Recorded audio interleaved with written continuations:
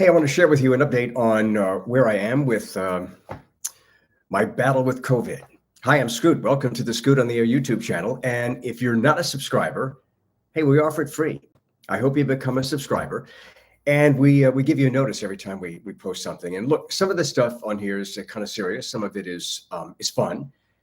And yeah, I mean, sometimes you might actually learn something or learn a different point of view by tuning in to the Scoot on the Air YouTube channel. Anyway, thanks for being a subscriber if you are, and I hope you become a subscriber.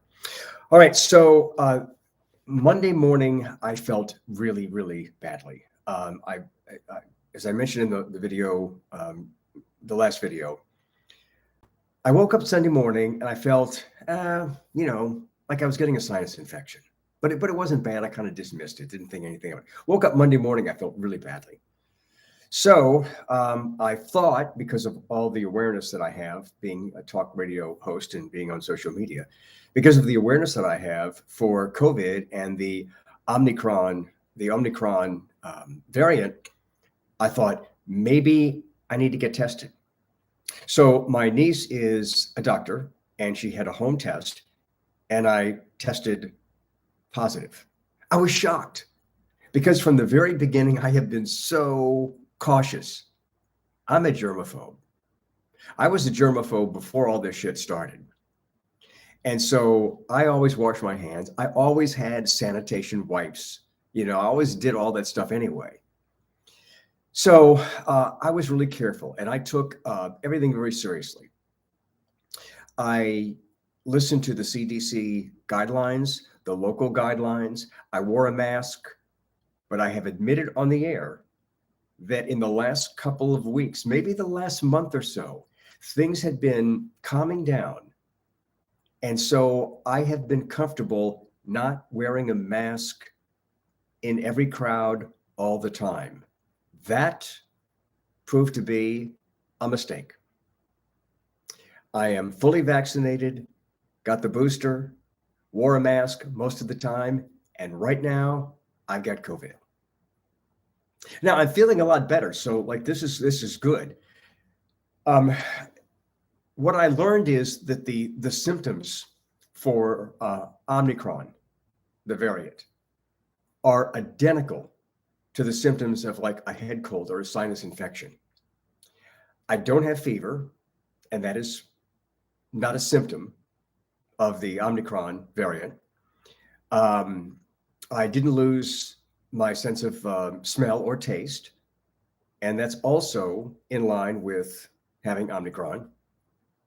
And so somebody called the radio show today on WWL and wanted to know people who are vaccinated and boosted like me, are we doing a better job dealing with COVID than those who are not vaccinated? And I think the answer is yes. And I wasn't really sure what the answer was today when that listener called and asked that question.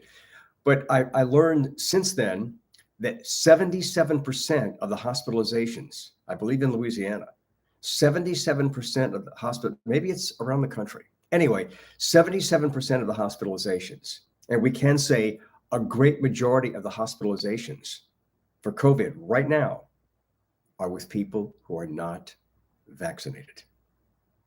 So if I'm dealing with COVID, the Omicron variant, and if I felt really badly on Monday and woke up Tuesday and felt really much better, and then felt pretty good again today, I mean, I'm getting better. I'm getting through this at this point. Then it's obvious that being vaccinated and getting the booster shot helps deal with it, because I ain't in the hospital. And I'm in the demographic that my ass might be in the hospital if I had not been vaccinated and boosted. Also, we've got a problem in Louisiana because a lot of people are going to emergency rooms to get tested. Now, there's always been an abuse of emergency rooms. There are people that have been taught to go to the emergency room for anything. I mean, people get a cold, they go to the emergency room. No, you're not supposed to do that.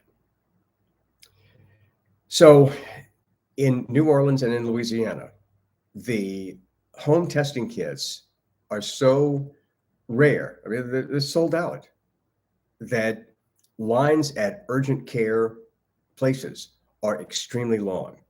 Waits are extremely long. And so that has driven some people to emergency rooms, which again is not good, because they're not to handle that. And that's, not the place to go. Look, we got a lot of people in New Orleans that get shot every day. We got to keep those emergency rooms open for the people who think they need a COVID test. But I will tell you this, and I mentioned this in the last video, that what I thought I had was a sinus infection is the exact list of symptoms for Omicron. So if you are sick, maybe you can at this point assume you have it. And so if you have kids, if you have loved ones, stay away from them. I mean, get tested, get a home test if you can, or get tested if you can, and find out for sure. I mean, I can't wait to take my next test, because, I'm hoping that it's gone. I'm feeling so much better. I'm doing great. And so I want to be an example for two reasons. I want to be an example of getting vaccinated and getting the booster, because obviously I'm doing a good job handling this, because here I am doing this and I feel pretty darn good. I mean, I still feel lingering effects of like what would feel like a sinus infection. That's it. That's pretty damn good. Because, man, I heard some of the shit that people went through, and some of the stuff that people were dealing with when they got COVID and ended up in the hospital. And, man, I'm very fortunate. So get vaxxed, get the booster. I also want to be an example for wearing your freaking mask. And there are still people today who argue that the mask is worthless. This is America. You can believe that if you want to. But there are people who are dead. They ended up in a morgue because they thought the mask was bullshit. So, we do have freedom of choice in this country. And I'm an example of somebody who got a little comfortable, because it maybe in the last, 3 months or so, it really seemed like things were calming down. After the Delta variant had calmed down, it seemed like things were calming down. And I was at places like 80s night. I was at different places and I was not wearing my mask all the time. It happened. So for somebody who was careful from the beginning, who was vigilant from the beginning, who felt a full sense of security, I want to be an example of the guy that, shows what happens if you let your guard down, especially right now with this Omicron, it's still pronounced different ways, the Omicron variant. In fact, in the state of Louisiana, I believe we hit a record number of new cases, at least for a long time. Over 9,000 new cases one day, right here in Louisiana. So this bitch Omicron variant is out there and it's looking for you. So if you haven't gotten it yet, learn from me and be safe, be careful, mask up, and social distance. I mean, look, I love my apartment. I moved from downtown to West End here in New Orleans. I have a view of the lake, and that's all nice. And I love where I am, but I'm kind of stuck here until like next Wednesday or Thursday.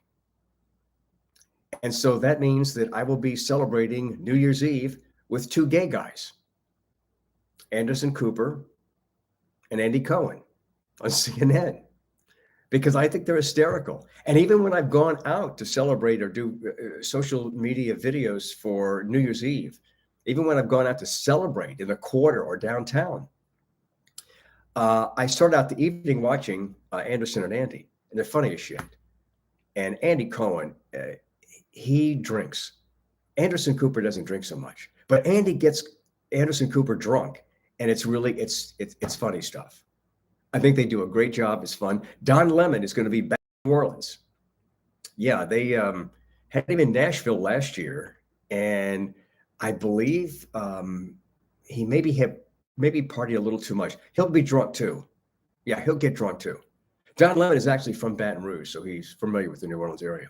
So anyway, yeah, I'll be spending New Year's Eve and bringing in the new year, watching that. And you know what? Forget about the politics. CNN New Year's Eve doesn't have shit to do with politics. It has to do with just having a good time. And it's a fun show. So anyway, join me on my radio show on WWL in New Orleans, 870 AM, 105.3 FM.